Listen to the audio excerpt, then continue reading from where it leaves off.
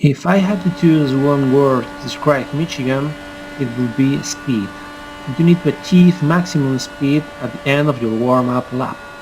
You have to take the turn at the widest entry and then go low to the white line at the beginning of the first hot lap.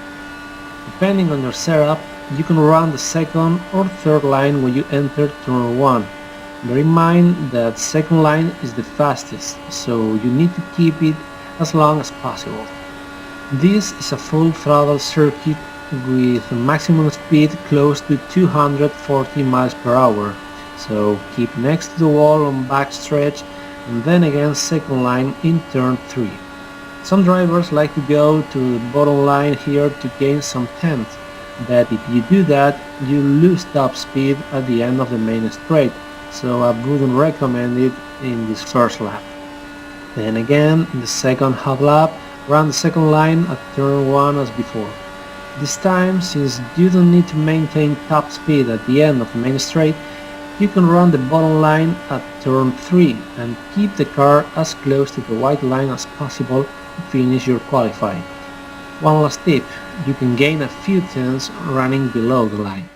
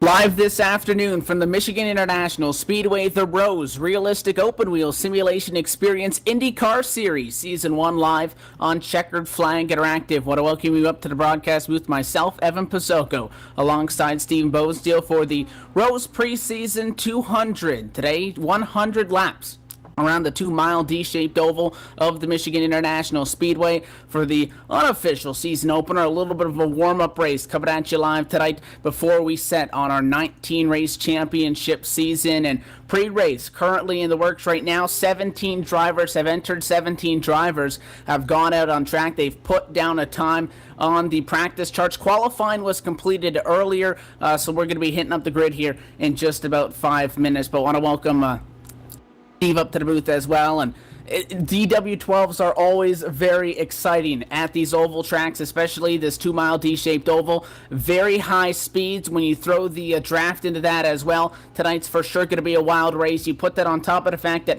nobody is points racing today. There's no conservative driving. All that you got out of this one is bragging rights, and it should be a very good race this afternoon. Yeah, Evan, very excited for this race here. We've got 100 laps out on the board, as you said, and a lot of these drivers going out here. Really no expectations. First time out on track other than practice sessions here in a race, and just 4 minutes left here in this warm-up. A lot of these drivers, I was listening to the chatter, they're really liking how the car's feeling here, really liking this track. Not a lot of letting off in the corners, as you guys saw in the pre-race lap around video. So as these drivers get ready to head down onto the grid, we will run through the starting lineup. Yeah, the grid is going to be set with the number 66 machine. Brandon Trost going to be sitting on pole position. Alongside him going to be Miguel Martinez starting in position number 2. Third spot going to go to Rob Uglelniks in the number 20 machine. Alongside him on the outside of row number 2 in the number 4 spot is going to go to Gary Brokenhagen. Alex Simpson going to be starting in 5th spot. That's the inside of row number 3. Alongside him, our in-race reporter, driver of the number 76 machine, that is Dave Jinks. We'll try to talk to him as tonight's race goes through. Then you have Ellis Stevens going to be starting in 7th position. 8th going to go to Adam Dock. Steve Richardson on the inside of row 5 is going to have a P9 spot on the grid. And rounding out the top 10 is going to be Jamie Rushworth. Tony Helmine going to be in the number 11 spot. 12th to Michael Thompson. Barry Rowland starting in 13th position, and 14th to Laura Bond. That marks out the cars that put down a time again in the qualifier, which did happen earlier on in this afternoon. For oval qualifying, it's consisted of 2 laps. The average of those 2 laps is your official qual time. We do have 3 drivers in on provisionals. We have Vic Claudel, George Nojoks, and Andreas Werner will round out 15th through 17th position on the grid, and the field is already rolling. Let's talk some quick track facts about the Michigan International Speedway. This racetrack located in Brooklyn, Michigan, 2 miles around, and this racetrack can hold a number of 72,000 race fans on any given weekend. This track opened back up in 1968, and notable events that are held here include the NASCAR Sprint Cup Series, Nationwide Camping World Truck Series, as well as the ARCA Racing Series. But tonight, throwing it back to the 90s a little bit with some open wheel action. We pace down the back straightaway. Again, 100 laps when we take that green flag here before we can determine who's going to win the Rose Preseason 200.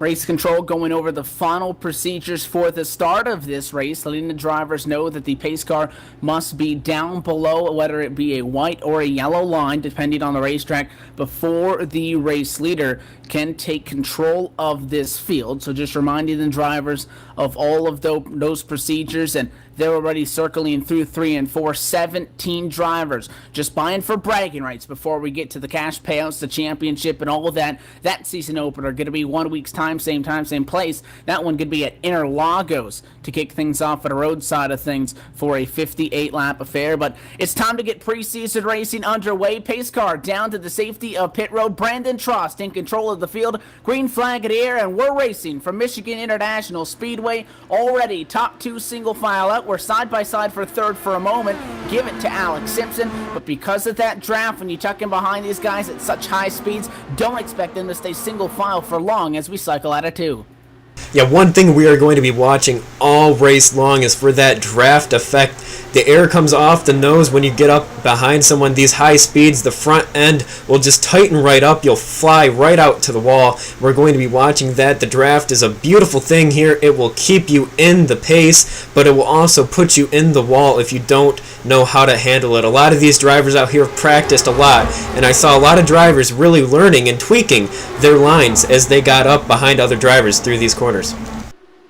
You know, although this is, well, technically not the season opener today, that's going to be in 1 week's time, but although this is their first unofficial season opener, we'll call it here, actually racing with each other in a full-sized race, there is quite a lot of money on the line as well, not only for the championship, but for each race as well. Not tonight, but when we get to our regular season races, top 5 going to be cash payouts as well, so you know that these guys have been putting in a lot of time. You see Miguel Martinez led that time by. Brandon Trost then got the draft, and Well, the 17 just got up and out of the way, and the 66 will now go to the lead through corners number 1 and 2. We did have a one driver start down on pit road.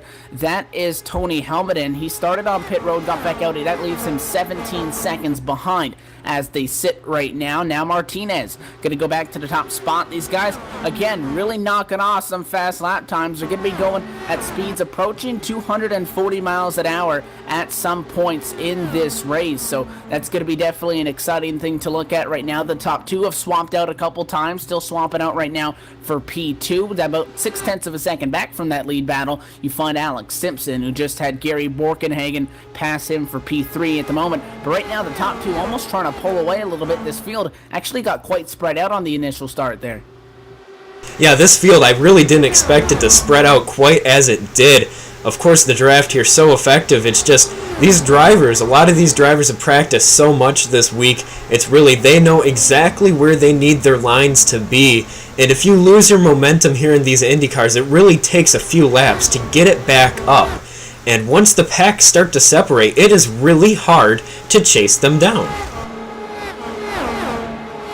And you see it now is 0.8 of a second on Gary Borkenhagen, who just picked up that spot again from Alex Simpson to our race leaders, and it's a substantial amount of time. The top 2 keep swapping out positions. You'll see sometimes these guys going to try to run single file, tuck up underneath each other, try to make up some time, but I mean, even the way it's looking right now, Borkenhagen all by himself, and Simpson appears to be sliding back to the point where he's going to go back and battle with Ellis Stevens, Adam Dock. They're 5th and 6th as they sit right now. The top 2 maybe kind of in the clear for now, at least, currently working lap 6 again of 100, and again, they just keep swapping it out. Miguel Martinez has pretty much led it at the stripe the last couple of times, so he'll get all those lap leads, although again, points not a factor tonight, but that could be a big help moving forward. But he's leading it at the stripe. It is Trost who gets the pass done in 1 and 2, and well, 17's going to get it right back off at a quarter number 2. The last few times has a little bit more trouble there. He's able to step out of line. They'll go side by side down the back. He'll then obviously take the lead into 3 and 4 and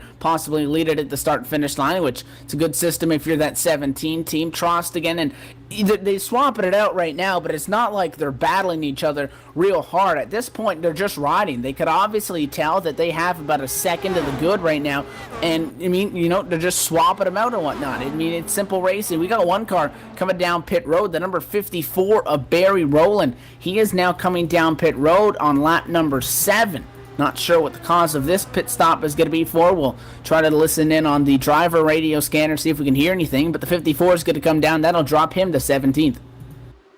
And it's really impressive, Evan, as these drivers really have passed time and time again around these corners. They really haven't lost any time in comparison to the driver right behind them that is just running all by himself. These guys are running, and not necessarily too hard, but they're making passes, which has got to kill their momentum just enough, and they're still maintaining at least a second of a gap on that third place driver. And they continue the hopscotch, we'll call it per se. 17 drops to second down the back, and Martinez leads it once again at a quarter number 4 right now. Just doing that to keep, whatever momentum they have going on right now. They could, again, duck in line and just kind of ride single file right up on each other, see if they could put it in time. But with Borkenhagen not having any immediate help for about a second, they're just going to keep swapping them out for those top spots. The 17 and the 66, again, currently sit up at the front of the field right now. We do have a big pack rolling midfield. 3rd, 4th, 5th, and all these guys pretty much single filed out. It's 6th on back where it is the Hornet's Nest, we'll call it. P6, you got Ellis Stevens. He's up on the high side, a couple cars to the inside. The Vic Claudale's actually almost gotten clear of this pack. Got a great run. He'll jump up to P6 and have about half a second gap back to Steve Richardson now, who was able to complete that pass, as well as Jamie Rushworth down on the bottom. Dave Jinks in this mix as well, our in-race reporter, who we hope to speak to later on in the race. He tucks in line right now, but you got these 3-4 cars battling it out mid-pack. Again, these guys 5 seconds back from the leaders, so really don't have much of a chance at running them down under this current green flag run the way they race right now, but battling with each other for those spots that are at the latter end of the top 5. And even this pack that we were watching there has really strung out once again, and the field just continues to string out. And I think as this race continues, it won't be as big of a drafting race as it will be a tire managing race. I know we said in the pre-race that the tires do not wear too much here, and that is true. However, you can really superheat those right side tires, and at a track like this, if you get loose, and I've done it myself, you could find yourself in a lot of trouble, because at these speeds going 220, 230, even 240 into these corners, if you're loose, if you can't control your car, you are done. No resets here in this Rose series, so if you wreck, and if you wreck hard, you are done. You gotta race what you gotta bring. No mulligans out there on track. Again, Martinez, he's got the better half of this swap that they got going on for the top 2 spots, because he's led it at the stripe again almost every lap. Brandon Trost gets the lead into 1, holds it about halfway down the back, and the 17's getting it when it matters. Expect them to try to shuffle that up if this battle goes on all the way through the checkered flag. Lap 14 in the works. Still green flag conditions, and again, that mid-pack battle that we spoke on just a moment ago has also pretty much single filed out. Again, we have a couple of guys that are a little bit further back, 20 seconds back. We have Tony Helmanen. He started from pit road. We made note of that earlier, so that's why he has a little bit of a deeper gap back in the pack right now. And again, Barry Rowland came down pit road just about 4 or 5 laps ago. Came into his stall. Looks like they put that thing up on the jack. May have even taken tires. Not sure what that was, but 54 now finds himself 1 lap down. He's in 17th position, but still no incidents. Everybody clean and green as they continue to run now leaders, cycling through 3 and 4. I want to take a look back at our in-race reporter, Dave Jinks, in that number 76. He is still in the top 10, pulling away from Ellis Stevens there, who's fallen back just slightly. Our in-race reporter, Dave Jinks, again, he is trying to chase down those drivers, pick up a few positions. He's running a little bit lower in the corners than the drivers in front of him, and it seems to be effective as he's been pulling them closer and closer as the laps have gone on. And of course, 16 laps in, it's plenty of racing to go. But Dave Jinks is looking pretty solid compared to the drivers around him. And I've been watching him as he goes around these drivers. He's really got that draft effect I was talking about. Once your car starts to get light in the front end and you start losing it, he's been figuring out just how to let off to keep his momentum up. It's easy to dive bomb it in there, and with that draft, you're either going to lose it or drive it straight into the fence. You can't just keep that thing all the way down, especially when you're working in a pack of a lot of cars. There's a lot of air bouncing off your race car in a lot of different directions. Barry Rowland has lost 2 laps now. It is currently Gary Borkenhagen who is making that pass on him. That's the 3rd place machine, that a number 11 car. Martinez and Trost up front, they already passed him. They're still clear now by what is 1.5 seconds back to that 3rd place machine right now. Again, we've talking some the strategy. How about a full fuel run? About 41 to 42 laps in clean air. You can look to add about 2 to 3 laps from the draft effect, so maybe in the range of 46, 47 tops under green flag if you're saving that entire stint. That's going to be very interesting because this race is 100 laps. That's going to put you about 3 laps short of splitting this race in half. So if we see any sort of yellows, you may see some of the guys running around in 4th, try to save any fuel that they can, or it'll obviously give them a little bit more leniency on the fuel strategy, the pit strategy that they can do, because if you could make it 50, you cut this race rate in half. Because it's such a small distance that you're missing it by, we could see a lot of different drivers try something different. In the end, you need almost a partner per se. Martinez and Trost, although they continue to swap on each other, make those passes, they are making time on that 3rd place car of Gary Borkenhagen, now 1.6 to the good. So it's almost like a plate track, I guess you could call it. If you pit under a green flag cycle, you almost want to go down with somebody else so you guys can continue to work that draft once you get back out on track, and that's obviously going to help you out on the speed charts. I want to take a moment and head on to the gyro cam with Brandon Trost there, still not being able to lead a single lap this entire race, and it looks like Miguel Martinez will lead another one here. And it's just Brandon Trost lets him by, gets that draft down the front stretch, and just is able to dive down into turn 1 and 2.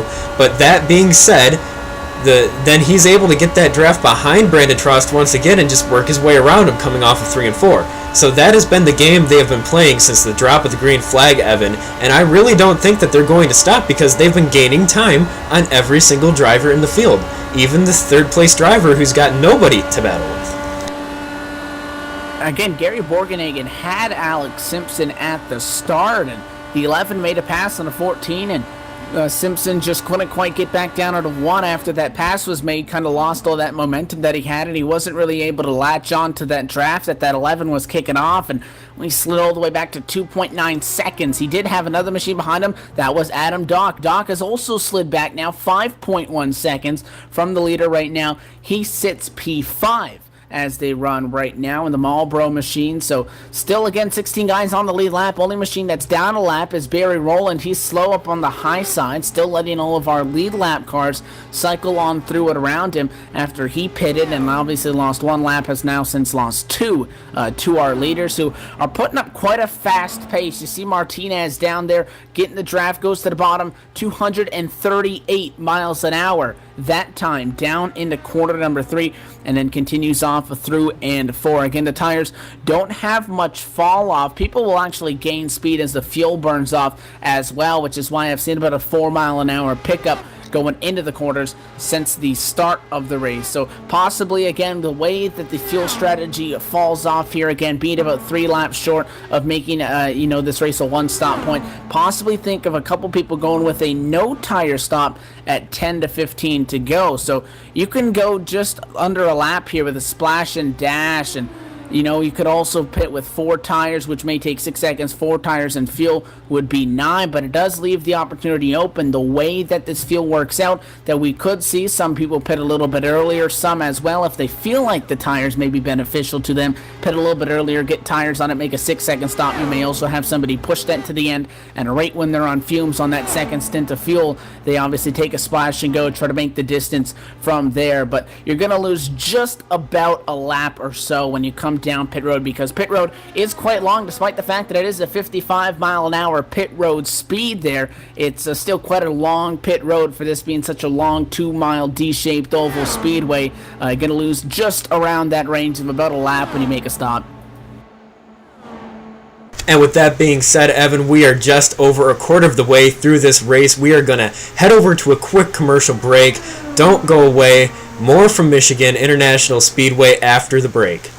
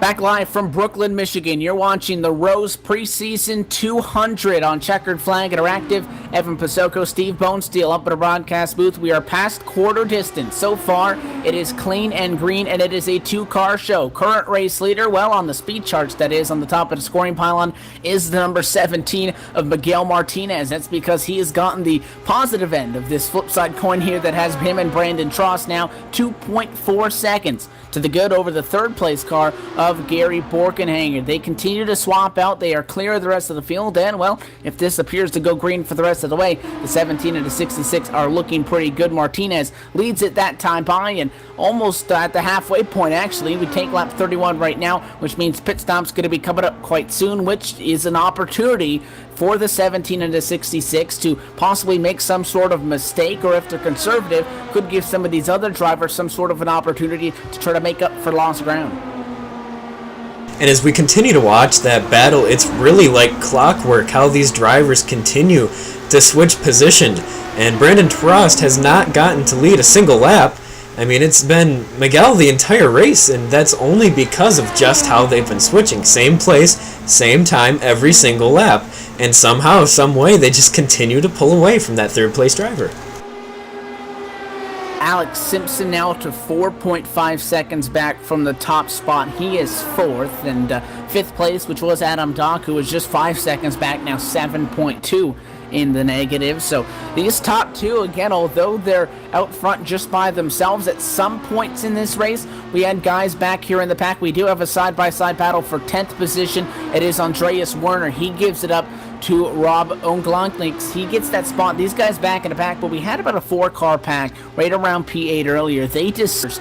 Again, that may have been one of the opportunities to kind of use that pack to an advantage, but I'm still surprised that not only the field got this spread out, but the fact that our leaders are able to continuously put time on the rest of the field. The qualifying procedures for this league, and again, this is the first race. It is still preseason. We get the points racing kicked off in 1 week's time. We go racing in Sao Paulo, Brazil for that one. But qualifying procedures are these fields will be limited to 30 drivers per race. They will have 33 for Indianapolis. Martinez back to the inside on Trost. They still swap him out for that top spot here. For oval qualifying, which happens again pre-race about an hour or so before, it is just a simple 2-lap closed qualifier. However, it is the average time of those 2 lap times that is your actual qualifying time. So that's why it's before race control has to calculate that. They then set the field, and that had Brandon Trost on pole for this race. But again, he's stuck in a spot where he hasn't led a lap yet. It's been all Miguel Martinez, despite the fact that the 66, if the scoring stripe was halfway down the back straightaway, would probably have led every single lap. For road, that's going to get where things will be interesting in 1 week's time. They will have 2 10-minute segments for each half of the field. So 2 10-minute segments, 50-50 on the field. Then the fast 9 cars are going to go out. They get an additional 10 minutes. This is open track qualifying, and then they will determine the top 9 times in qualifying. It is a 45-minute session total. That's going to be an exciting one to look forward to for the road. Again, this season is split with an even amount of road and an even amount of oval races in its season entirely. So I really like the way they got things set up over here, and it's great stuff. And what we're seeing Martinez and Trost really dominate, which we really weren't expecting. Now nearly 3 seconds to the good as they put another lap on Barry Rowland. He'll go 3 down. And as they continue to go underneath of him, they're going to go 3 wide very momentarily. No problem there. He's all the way up by the wall. And again, Brandon Trost has not led a single lap, and he's been on the short end of the stick. Of course, no points attached, so I guess he's not going to go to sleep crying too much there, Evan. But, I mean, every single lap, it's just been so consistent that the same place, same time, like I said.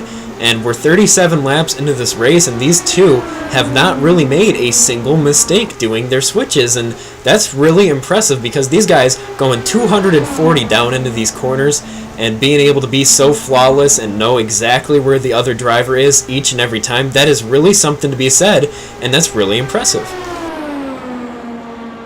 The guys up front running about 31.2s on their lap times. We nearly had trouble at a quarter number 2. Barry Rowland nearly lost it. The 54 car, who we were just talking about, had a bobble and actually nearly spun that thing out. The third place machine of Gary Borkenhagen had to make some evasive maneuvers to get around him, and now the 54 back down pit road. That night has gotten from bad to worse for him. The 13 is in pit road as well. That's Michael Thompson for his first green flag stop of the night. A little bit of a short pit.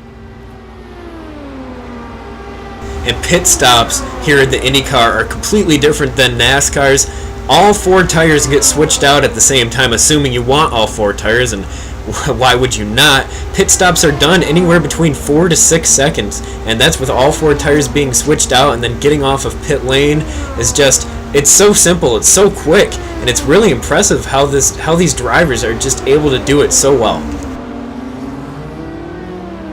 was going to make a point that these things have nice brakes, and when we're talking about that, let's talk about this Dallara DW12 and some of its numbers, how it ranks up actually as Miguel Martinez comes down from the top spot, gets that thing slowed down to 55 miles an hour. And again, they can go longer than this on fuel by a little bit, but it's because of that leniency on the distance that if you stretch this in all the way, in theory, you'll be short 6 laps. It's going to give these guys, give these guys an opportunity to take a little bit of a different approach on this. So good news for the 66. Brandon Trost gets his first lap led out front, so that Verizon scene to the point. It looks like pretty much everybody going to be coming down now. Trost down pit road, Borkenhagen coming in from what is now P2. Looks like Simpson, Adam Dock may not be coming in. No, he's coming down as well. Looks like pretty much everybody cycling down right now, about the lap 41 mark. Looked like a very clean stop for Martinez there as he comes around on the apron. Going to have to merge up after the white line on the backstretch. Not going to have a single problem there. Very clean pit stop, and he is away. Brandon Trost still in for service down off the jack. They're getting that thing finished, topping it off with fuel. Again, it takes about 3 more seconds to get a full can of fuel there, a full fuel tank there, if you pretty much run that thing empty, than it does for the tires. Tires themselves take maybe 6 seconds if it's 4 tires, 9-second stop or so, if you calculate that with the fact that you got to get that thing full of fuel. So in-race reporter, who we might not even get an opportunity to talk to because they've been green all the way, Dave Jinks right now, the number 76 entry. He sits up at the top spot. He has announced that he's going to be coming down pit road this next time, so we'll have to keep an eye out and anticipate that to happen. He goes low, and again, it's really not like a cup car if you're looking on the NASCAR side of things where you really got to start backing it down. Some of these guys still do it about 225 in the corner before they duck down and then slam the brakes and they make it work. And it's so impressive too, these IndyCar brakes, like you said, they are great. You can slow down in these things so quickly. Of course, it also has a test to how light these cars are, not even close to how heavy a NASCAR is. So different. And for Dave Jinks, he is down on pit road. He will be losing that first stop on his service here, but it's probably going to be a pretty clean stop, very good entry, and he will be away pretty shortly here. Dave was still scored as the race leader. That last time by Ellis Stevens was second spot. That's because they are pitting in their stops that are actually past the start-finish line on that second half of pit road, closer to quarter number 1. But this will cycle the 66 and the 17 back out to the top spots. Good news for Brandon Trost is, in all of that, he made up time. He now has the lead, and as they roll out of 4, it'll be official at the scoring stripe right here that the number 66 is going to go back to the point. Miguel Martinez is in second position right now. Again, he'll have the benefit of that draft there, get in behind and use that toe to try to get speed. You'll see at a quarter number 2, he'll be able to get it, and they'll get right back into the cycle that they have been before. Maybe the 66 will be able to get on the flip side of things and possibly be the one that leads every time by, but it looks like we're almost deja vu right back to the way it has been, where it's the 17 making the pass on the 66 and 66 going to make the pass on the 17 down into 1, almost getting right back into that rhythm that they were just in. And it's just a very impressive showing here from these first 2 drivers. They've got 5 seconds to the third place driver, Gary Borkenhagen, and that is just a massive gap here in these Indy cars. Considering you're going around this place in just over 30 seconds, that 5-second gap is huge here. And now with these pit stops being before halfway, there's at least one more stop, considering if there's no cautions. And as they put another driver a lap down, I do believe that will be the second car to actually go a lap down during racing conditions, not on pit road, Evan. That is George Nojoks, the number 95. He will go a lap down. So it was him and Michael Thompson that lost their laps under green flag conditions, or rather on the racetrack. Bear Rowland lost his initial lap when it came down pit road. He did get lapped by the leaders a couple of times out there on track, but the 13 and the 95 are now the 2 cars that have lost it from race conditions only. So that leaves us with 14 drivers on the lead lap as they sit right now. Last car on the lead lap, 27 seconds back of our race leader, or just about 5 seconds in front of them, is Ellis Stevens. He started this race P7 and slid back to 14th, which is where he runs right now. Again, nobody immediately around him. A lot of these guys, we got a nice pack right now, just around P10. You got the 10th place car, that's Tony Helmanen. Right behind him, Andreas Warner, Laura Bond, as well as Vicky Claudel, right all stacked up in a single file line with each other, right on each other's bumper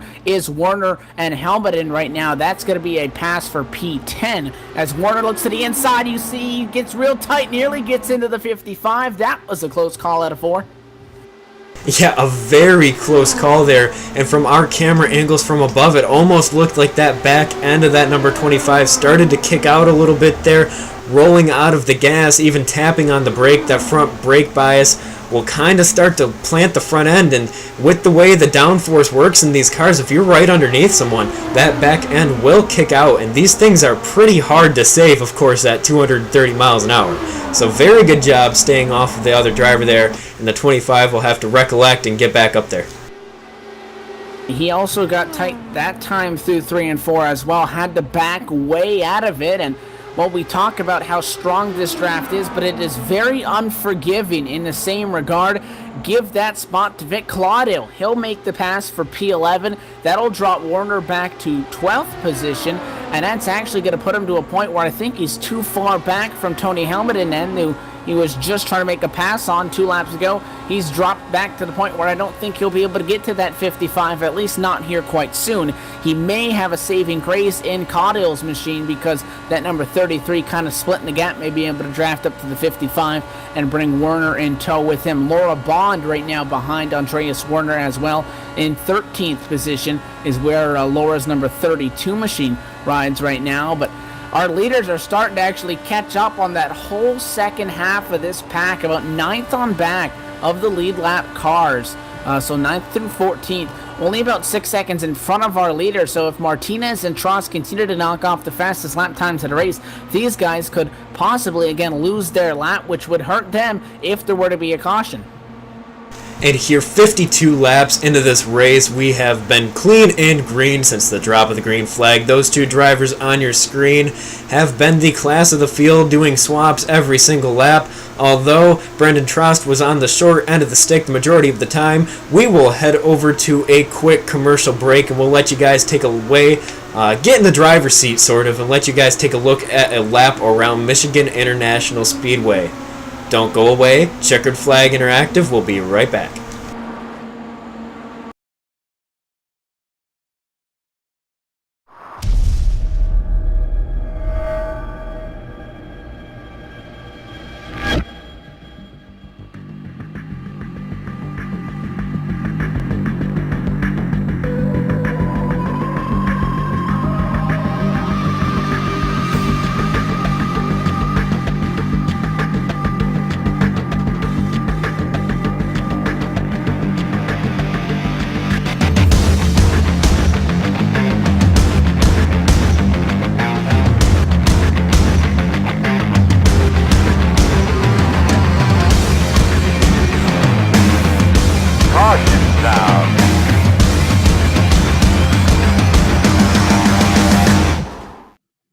If I had to choose one word to describe Michigan, it would be speed.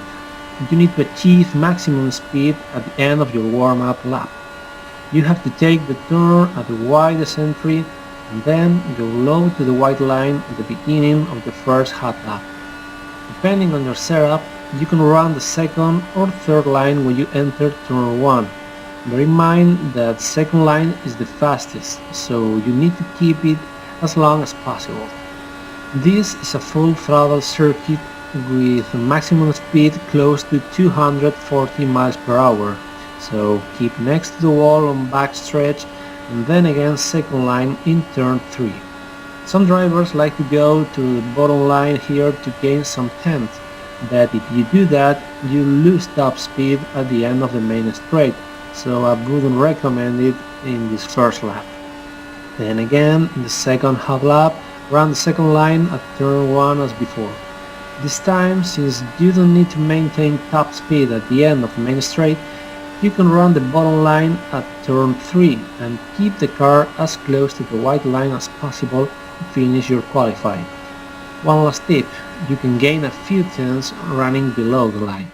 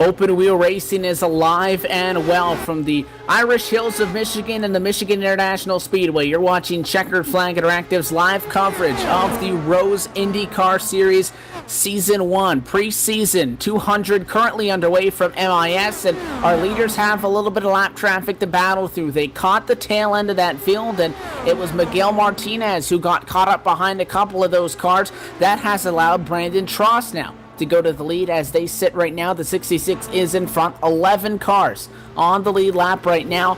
And if you're just tuning in to get Evan Pasoko and Steve Bonesteel up at a broadcast booth for you in a race that has had no cautions. We've been clean and green all the way. Currently working lap 62 of 100 right now. So this one is very quickly approaching the latter stages of this event. And you got to start thinking that final round of stops is going to be coming up just shy of about 25 laps or so in this race. Martinez still out front. Our leaders are good. Unless something catastrophic happens, they're not going to lose what is now 6.7 seconds back to third of Gary Borkenhagen. So these guys really putting on a clinic up front. And that is exactly what it is, and it has been a very smooth running clinic too. I mean, these guys have been doing it like a well-oiled machine around this track, and of course Martinez, he was up the person who brought that lap around video to you, so he definitely knows what he's talking about here, and his expertise has really been proven this race. He is just out there running consistently behind Brandon Trost at the right times to get those passes done, to lead those laps that he has. And of course the lead laps really doesn't count for much here tonight. Of course, still preseason with the first official race still next week, but here these guys are getting acquainted with the way this series is going to be working, and that's allowed these drivers to really showcase that they are here to really bring the competition to the IndyCar. Not that many IndyCar leagues running the DW12 that I know of, and this Rose series, I'll let you talk about it for a little bit, Evan. They sound to be like they are here to really show what it's like to be the premier IndyCar series on iRacing. We just nearly had, I don't know what is going on, but the number 20 of Rob Ungelneeks, I was about to say he's doing a real good job. Made it 3 wide for a spot around the lap car, Steve. Not sure if he was trying to come down pit road, but just came in way too hot and cut some of the grass down that front straightaway. He was able to get back on track before that bump, which is in the middle of the grass. Things could have got ugly at those speeds. He's able to get back out on track. That's going to cost him a lot of time as he was in a top 5 spot. He now brings it down pit road again. This could be his final green flag stop, just a little bit of short pit action as well, because there's a lot of latency here on what you can do with your stops. But again, there is a lot on the line that these guys are buying for. Not normally do you see a league at its inaugural season with such big prizes up for grabs. There's going to be weekly payouts for each race as well as a championship. Each week, the top 5 going to walk away with a cash payout. $30 to the winner, $20 to second position, $15 to third, $10 to fourth, and $5 for fifth position. Again, there are 28 full-time drivers, 2 part-time slots for road and oval, so 32 spots available in total. No quick fixes. You get 1 car to race with, you got to work with it. There is a bonus point for leading the laps, 2 bonus points for the most laps led, but again, there's a lot of great stuff up for grabs. Triple Crown events for Pocono, going to get a shift light. That's by M-Spec. The Indianapolis 500 winner going to get something as well. That prize still yet undetermined. The California 500 winner going to be a pair of racing shoes from Fast Track Sims. The Triple Crown winner, CSR Elite pedals by Fidetic. A lot of great stuff coming up on this, and then also the champion going to get an Obuto Ozone base as well. That's about a $500 value. So there is a lot of good stuff, and there's a lot of good tracks. Again, half road, half oval. So there's no bias to one or the other. You really got to know your way around this DW12 if you want to be successful and have an opportunity to walk away with some of the great stuff that is available here.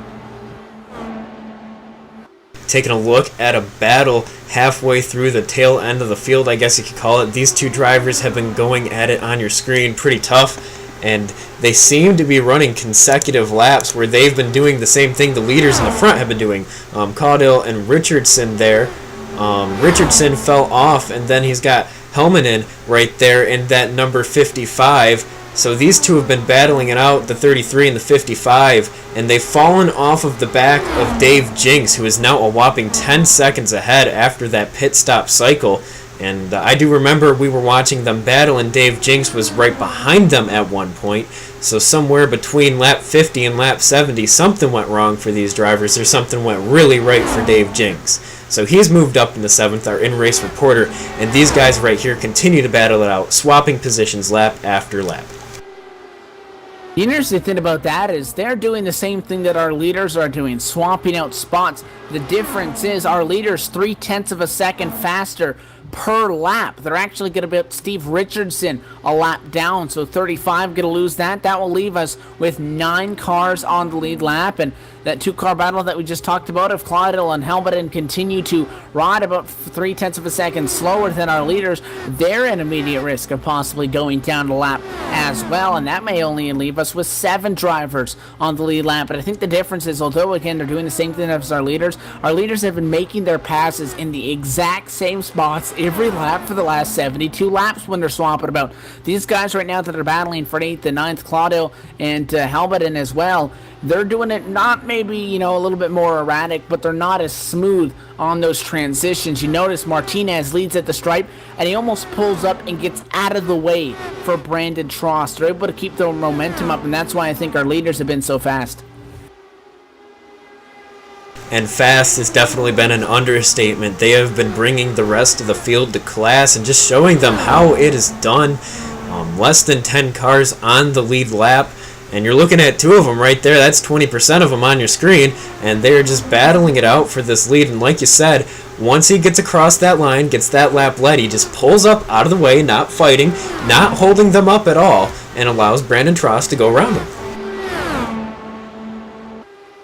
And now closing in, it's going to be 26 laps to go at this next time by. Again, final pit stops have to be coming to a mind here. We've had a couple of guys that have pitted not too long ago, but do appear to be somewhat off pace. And actually, Tony Helmanen just now coming down pit road. So he comes down from that battle that was for 9th and 8th position. He is in. Vic Caudill still out on track at a number 33 machine, so that could have been Tony Helmaden's opportunity, or his shot rather, at making a little bit of a short pit to see if that can benefit him at all, as he's already back out on track. He's good for the end of this race now on fuel. We hopped on board the gyro cam for just a second there, taking a look. Not that much banking here at Michigan, although it allows the drivers to just keep these cars wound up. The Indy cars are just so light, so fast. The downforce is amazing in these things. Literally, no letting off unless you are right behind the driver and getting that draft where your car is going to get tight and slide up to the wall. So this is a very interesting type of racing, you don't really see it anywhere else where these drivers are able to flat-foot it almost every single lap.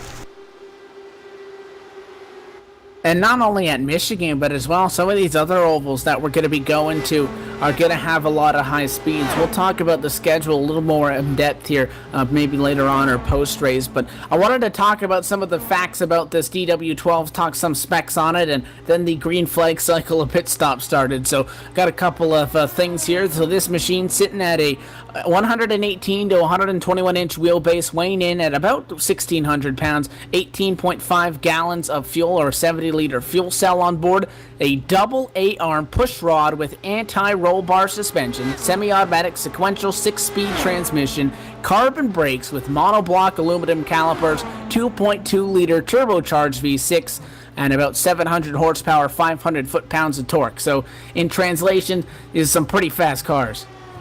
So in translation, if you wreck one of these things, you're going to be doing the dishes in the back for the rest of your life, practically. I think that's safe to say. Yeah, these things, especially with the open wheel, they're not too forgiving of tapping a wall or tapping another car, especially at these ovals. We'll see it. Guarantee it at some point in the season. Some of these wrecks can get ugly real quick, and with no quick fixes, not going to be good for these guys on the championship side of things. With that being said, iRacing is very realistic when it comes to the driving aspects of almost all of the cars. And something they don't necessarily always get right are the crashing physics. And they have said that they are working on that for the future. However, the future doesn't matter right now. And a lot of these IndyCar wrecks, I mean, I've seen it in the Open, the Fix Series myself. These cars will go flipping crazily. The impact points just don't always line up the way they should, and these cars sometimes will go flying 20-30 feet into the air, or if not 30 feet up in the air, they will be flipping all over the place on the track. So sometimes these cars, they're so maneuverable, but you can't dodge a car that you simply can't predict where it's going. So I think these high speeds on these ovals will create some massive incidents, and just the slightest tap can really cause a huge devastating accident. So we will be watching for that as these guys continue around this track, and we'll continue watching for that throughout the entire season. But with that being said, we continue to watch these battles for the lead. I mean, the battle for the lead. I mean, I don't even know if we can call it that, because these drivers have not really been battling as much as just swapping it out and just running. Interesting to see this. Again, they continue to swap it out, and Martinez does not make the pass on Brandon Trost down the back. The 66 leads that time by. Again, pit stop's going to have to come to mind. We had a couple of people cycle down most recently. That leads us with 7 cars on the lead lap right now, and if I repeat that statement in about 10 seconds, it'll be at 6, because race leader Brandon Trost, second place driver Miguel Martinez have closed in on the back of Vic Caudill, who sits right now in P7, and he'll lose his lap. That leaves us with 6 drivers now on the lead lap. Don't be surprised if we see one of our leaders, and there you go, Miguel Martinez really digging down the 55 miles an hour. Got a lot out of that entry. 17 car is in, and just like that, people behind him starting to cycle through. Gary Borgenhagen, Adam Dock, all coming down pit road. Looks like Jamie Rushworth going to stay out for now, and then as well as Dave Jinks. So half of the lead lap coming in this time by. And we're going to head down to the end of pit road, watch these 3 different cars come down. Not sure how long of a stop Miguel's going to be taking here. You don't have to take a full think, and as soon as that car drops, he is away. Martinez off, and again, you got to stay on the apron until you hit the back straightaway. Not going to cost you a lot of time, because these things can handle that apron quite well, but slows you down just a little bit as he gets to the back. Now he is able to get back up to speed. Brandon Trost is down on pit road. He comes into his stall. He has that number 1 stall on pit road. Car goes up on the jack because he figures if he's going to get that thing with fuel to the end, might as well put 4 tires on it. He is off and away. I know we had another machine come down pit road. That's Jamie Rushworth. He is in as well. Trost was scored as the race leader the last time by. I believe Dave Jinks once again will cycle out to the top spot as he's yet to come down pit road. And I take a look at the pit stop times for Brandon Trost, and Martinez there. They were practically the same time, with Trost having a 7.8 second pit stop and Martinez having a 7.9, as long as their entrance back up to the track was uneventful, and I'm pretty sure they both were. It's going to not make much of a difference at all, and there you see it. They're back together out on the track with that huge drafting effect. Martinez right on the back bumper of Trost going through 1 and 2 there. They are not cycled through back to the lead yet, but Dave Jinks, our in-race reporter, he will be pitting this time by, and he dives down. And he slows it down to the pit speed of 55 miles an hour. These guys nearly having to drop in 50 miles an hour to get that thing down to pit road speed at least. For the second time in a row, the green flag stops are won by Brandon Trost, but unfortunately for him, by the time Miguel Martinez got that draft, it was the 17 who had the advantage on those two at the stripe. Dave Jinks was scored as the race ended that time by again because his stall is past the start-finish line part on pit road closer to turn number 1, so he was scored as the leader as well that time by, but without a doubt, the 17 and the 66 will once again cycle out to those top positions. They took 15 laps to go the last time by, going to be 14 to go this time around, as we've seen that they swap them out all race long. Is now the point, Steve, where you think if you're a Brandon Trost who's kind of been on the, the bad end per se, not being able to lead it at the stripe, that you quit the constant swapping out and you try to, almost size somebody up, try to see what kind of moves you can make and then get in sort of preparation, because it's really hard to defend that spot, especially if you're coming out of 4 in the last lap. The guy behind you is going to have such a good run. Is this the point where you maybe start sizing the other guy up and trying some new things? We see Martinez go to the high side. We haven't seen that yet. 3 wide around some lap traffic. Honestly, Evan, I don't really think that it is in these Indy cars. That draft will keep the other driver right behind you. And like you said, it's really hard to defend off of turn 4. It's really hard to defend practically anywhere in these things. You can move them, but once you move them, you have to be committed or you're going to lose your line in the first place. So these two are stuck together, and I really don't think that them choosing to swap or not is going to make a difference. If another driver really wants to make that pass, I think he can, as you see him there. Martinez going around on that outside.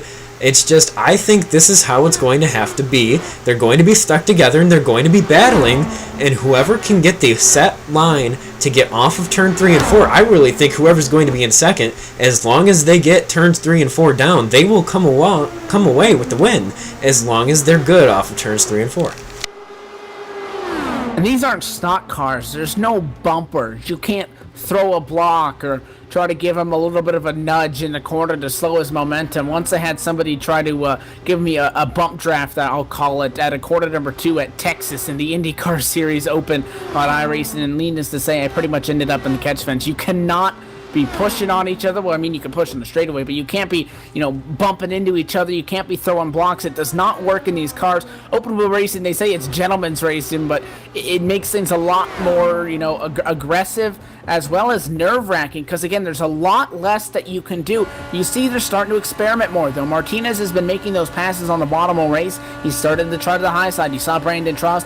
He thought about seeing what it was like going into 3. They're experimenting a little bit, trying to figure out which line, or maybe even trying to find if there's an alternate line opposed to the one that they think would be the best that might work here before we get down, because it's 10 to go the last time by. We are down to crunch time. Lap traffic in front of him. Barry Rowland, he'll lose lap number 6 as he stays high, well out of the way. But it's really getting down now that you really got to start setting each other up here. 10 to go. They're going to keep swapping them out, but you see they're experimenting just a little bit to see what they can do, and it's going to come down to who really is either in first and then second and 3 and 4, and who plays their cards right here.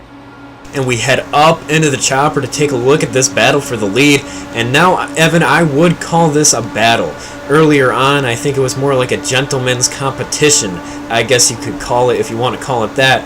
Now it is a battle for the lead. These guys know that time's running out. They don't really win anything but bragging rights here. However, that also leaves nothing on the table. If you wreck yourself, you wreck the other guy, and the caution comes out. Trouble down the back. Huge trouble. Andreas Werner up and over. We have another car slowed that I believe has escaped out possibly. Jamie Rushworth is slow and off pace, and this is going to give us a late race shootout. Did anybody see that coming? Werner had trouble at a 2, came down, hit Jamie Rushworth, and Werner, huge wreck up on his lid. But this literally changes everything. Throw the first 92 laps out of it. It's going to be about a 4-lap race now. And we take a look at the replays there on your screen. We'll go through 1 and 2. Andreas Werner there just getting tight off the exit of the corner, flipping all over, causing calamity. Backstretch, I guess you could call it there. These cars, like I said, they can go flipping in crazy ways. So we can throw the 92 laps of work that Trost and Martinez have done out the window. You can throw the pit strategy or whatever, you know, the cycles of that out the window. You can throw the gaps between the drivers out the window. We now have 8 drivers that have an opportunity to win this race. And we were surprised at maybe they were a little bit more lax, Steve, on the start. They were calmer on that drop of the initial green flag, and they got spread out. Don't expect anything like that coming up on this one. They're about to go for this, and it's going to be quite exciting to see what happens. Again, we've talked about what these things can do when you get them in a pack, and now we're going to see it where there's a checkered flag in the line, and there's no risk, really. You're going for bragging rights, so this could get pretty wild pretty quick. 6 to go, that time by the stripe under yellow. And now that we are under our first caution here for the day at Michigan International Speedway, we are going to step away for one last time here under this racing action and under this caution flag period, and we will be back right after that caution, and we will bring you the green flag all the way to the checkered.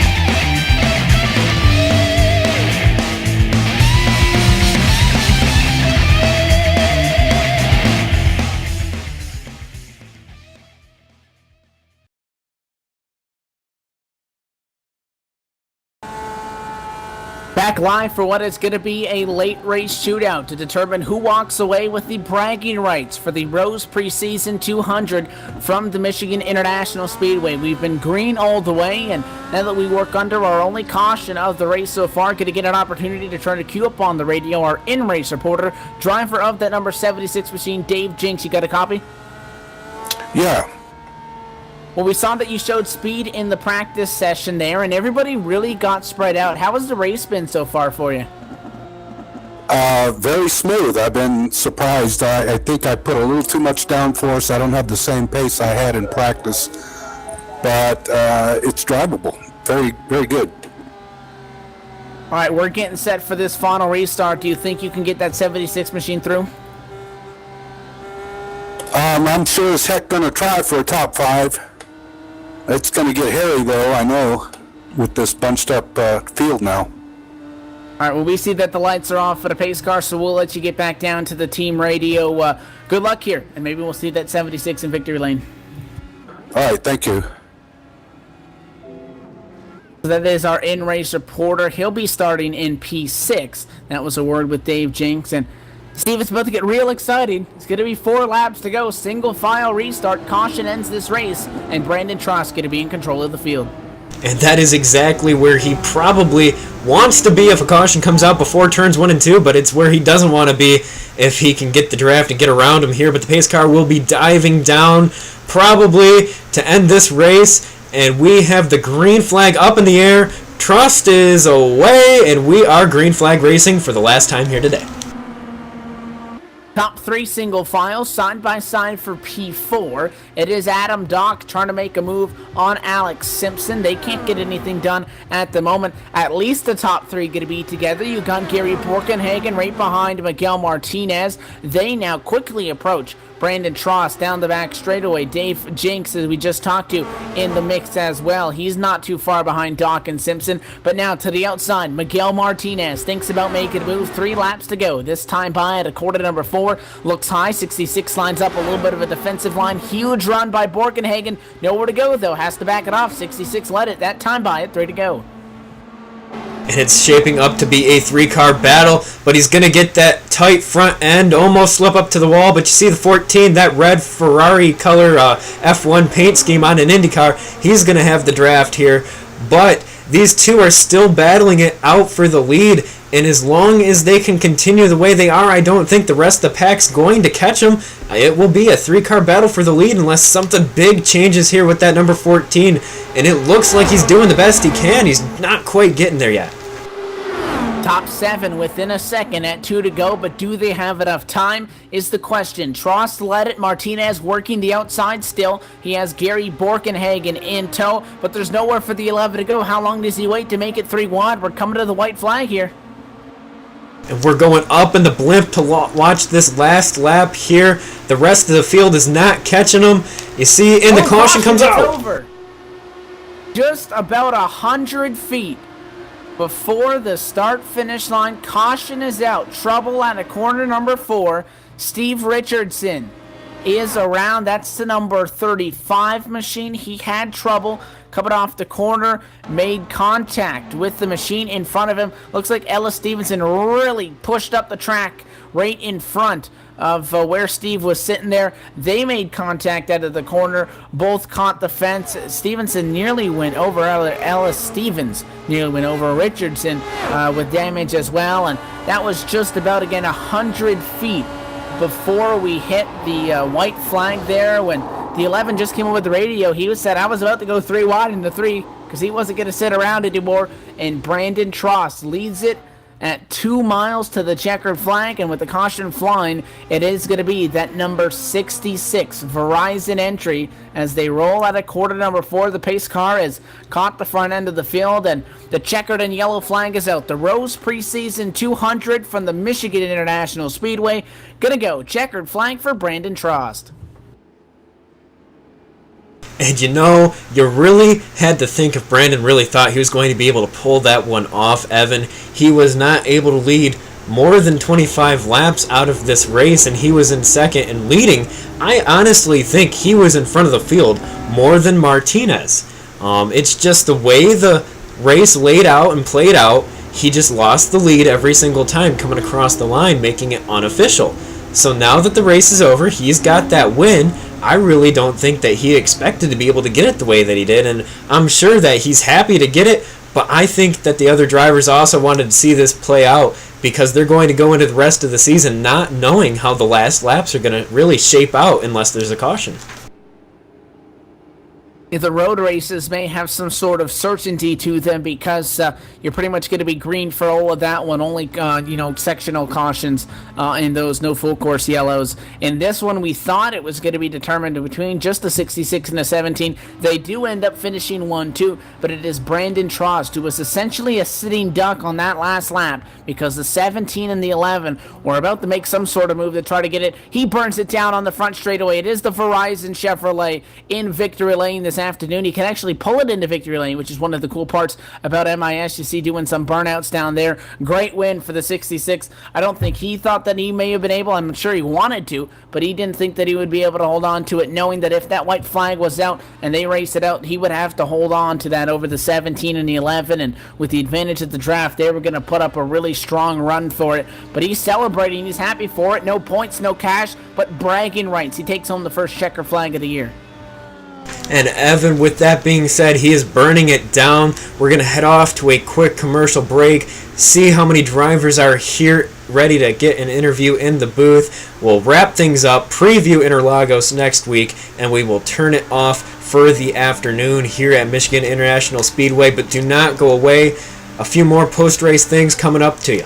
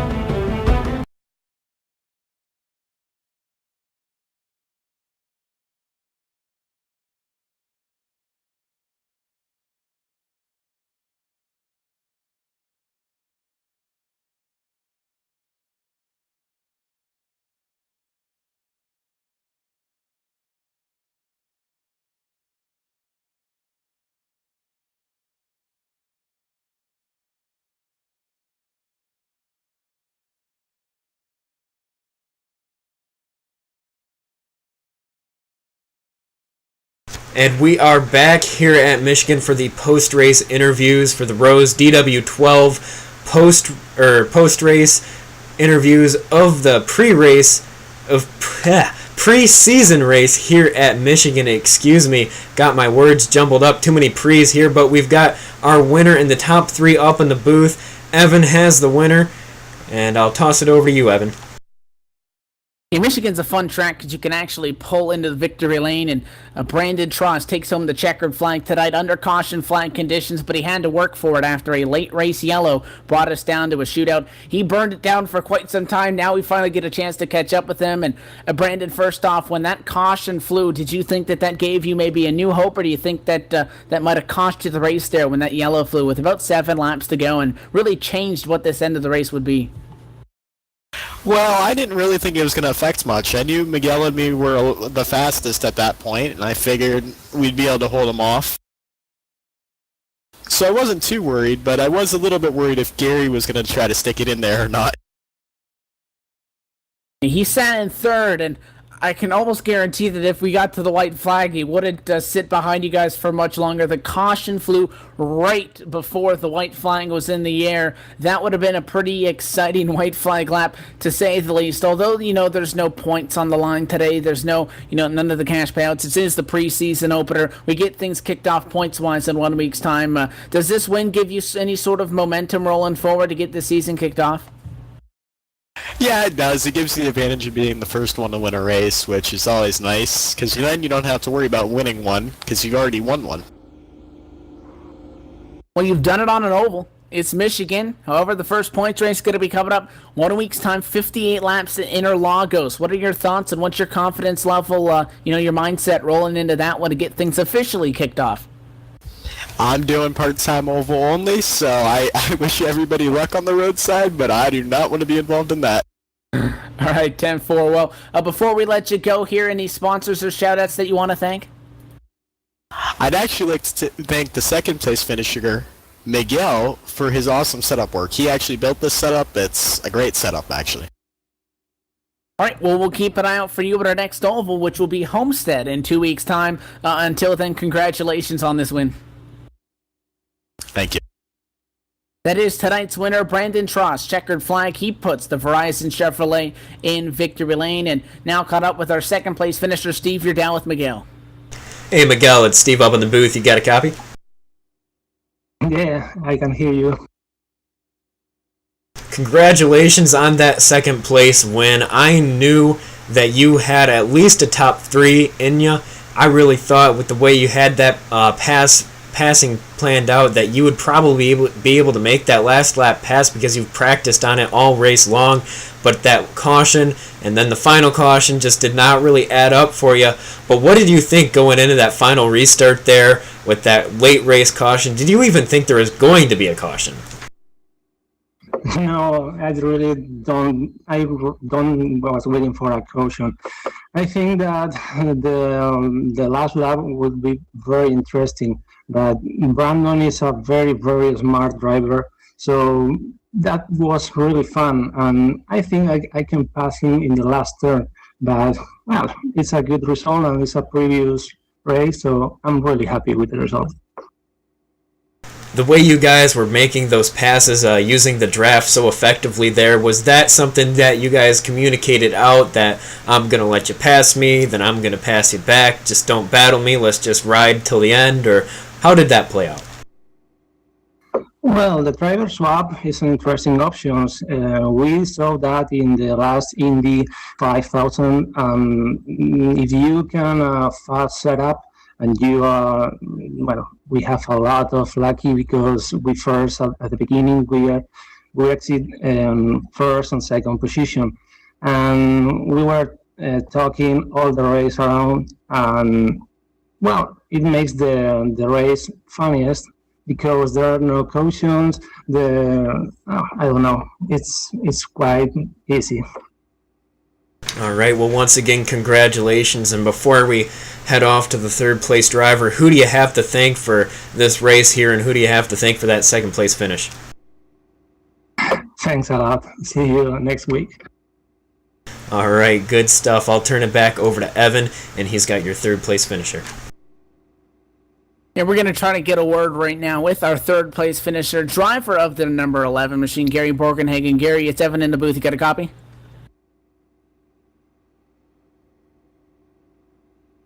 Gary Borkenhagen, it's Evan Pasoko, Steve Bonesteel in the CFI booth. You got a copy? Appear to be having some sort of microphone issues, but that is Gary. He takes home the third place tonight, and we'll use this opportunity to give a quick full field rundown, let you know where everybody finished. We talked to the top two. It was Brandon Trost who took home the checkered flag. Mikael Martinez in second. Gary Borkenhagen in third spot. Alex Simpson would come home fourth. Fifth to Adam Dog. Rob Uglaniak's going to be coming home in a sixth position. Seventh position would go to Dave Jenks, and Jamie Rushworth going to come home in eighth. That was the last car on the lead lap. Ninth position to Tony Helmeten. Vic Caldill going to come home in 10th position. Steve Richardson 11th. 12th to George Nojox, and then 13th to Laura Bond. Ellis Stevens in 14th position. 15th to Michael Thompson.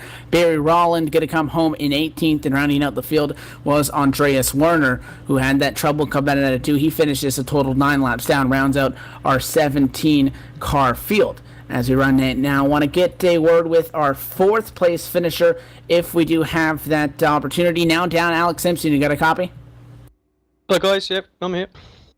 Well, we kick things off at Michigan. We understand you are a pro licensed driver, the DWC for the road side of things. Our season opener going to be coming up in 1 week's time. That's going to be at Interlagos. How confident are you, and what are your thoughts on that track?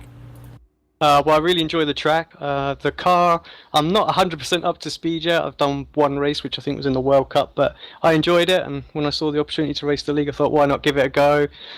Split 50% on the oval side. I thought, well, the oval is going to be interesting. I'm not very good there, but the road side, I'm fairly confident that as long as I get a good setup underneath me, we should be pretty quick there. How was this race for you? I mean, we had a long green flag run. You started a top 5 car, come home in 4th position. How was the race? Yeah, it's pretty straightforward. Obviously, long green run. To be honest, I was a bit late to the show today and didn't get much practice. My first lap was literally in qualifying. I'd done no dirty air testing or anything else like that, so I just took the set and go. It took me a little while just to get what the car was going to do in the dirty air.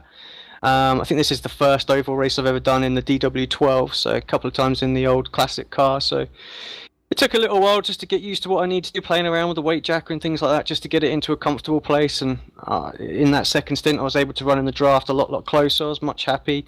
But we had to short fuel just to try and see if we could catch back up with the I think it was Gary in front of me at the time, and yeah, we did that, and we were pretty happy. We knew we were going to be pitting a few laps earlier, and it was always going to cost us, but just tried to nail the pit stop, and what we can do, and alas, just the time with the extra fuel just cost us a chance to run. But then in that the final stint was pretty exciting. I was mainly just holding off Adam there, really, than anything. Had it gone green, I thought we might have been able to have just a little run on that final lap. We were closing back in after a bit of a shocking restart, but yeah, it's going to be the oval's certainly going to be interesting moving forward, and I've got a lot to learn. Well, it's a solid top 5. I know no points on the line. It was just a preseason race, but you're able to get that seat time, especially working in those big packs. So it's a solid finish. We talked about how you look forward to our season opener at 1 week's time. Before we let you get back down to the team sponsors and shout-outs, who made it happen for you in the 14? Well, I just want to give a shout out to obviously Ryan for being on the league, yourselves for broadcasting it as well. So thanks guys, a lot of time and dedication to get all this goodness going. And I just want to thank all the guys at Apex Racing UK, my teammate Andrew Woodhouse, and of course our title sponsor, which is Leah Bodnar. All right, Alex, well, thanks for taking a moment to talk to us. Again, congrats on a solid finish. Good luck in the season opener. Cheers, guys. So then there's our 4th place finisher, driver of the 14, Alex Simpson. And Steve, that pretty much wraps things up. Before we step away, any closing thoughts on what was a pretty exciting last half of that race? After a lot of good green flag racing, things got quite exciting coming down to the checkers on this one. Yeah, definitely. It was very exciting, and I'm definitely looking forward to Interlagos in 1 week's time, especially with the open qualifying style that they've got. It's going to be incredibly interesting to watch how that plays out. The starting grid's going to be exciting. The race is going to be exciting. I have not watched a race at Interlagos in quite some time on iRacing, so I'm definitely looking forward to it, Evan. And that's going to be kicking off the season, and it's going to be a very exciting one. So for those of you that are tuning into Checkered Flag Interactive, I am super stoked that you guys chose to watch this, because it's going to be a lot of fun to watch this series and its inaugural season get rolling here. Yeah, we thought tonight was fun. Points, cash, and much more going to be getting kicked off. No more preseason. It's time to get down to work next week. Again, from Sao Paulo, Brazil, going to be the season opener from Interlagos. So Brandon Trost takes home the checkered flag tonight from Michigan International Speedway in the preseason 200. That does it for this afternoon. Want to thank everybody at the Rose Realistic Open Wheel Simulation Experience Indy Car Series for making this possible, as well as everybody at Checkered Flag Interactive, my cohort up here in the broadcast booth, Steve Bonesteel, my name, Evan Pasoko. Thank you for tuning in. We'll see you. We're going points racing 1 week's time from Sao Paulo, Brazil.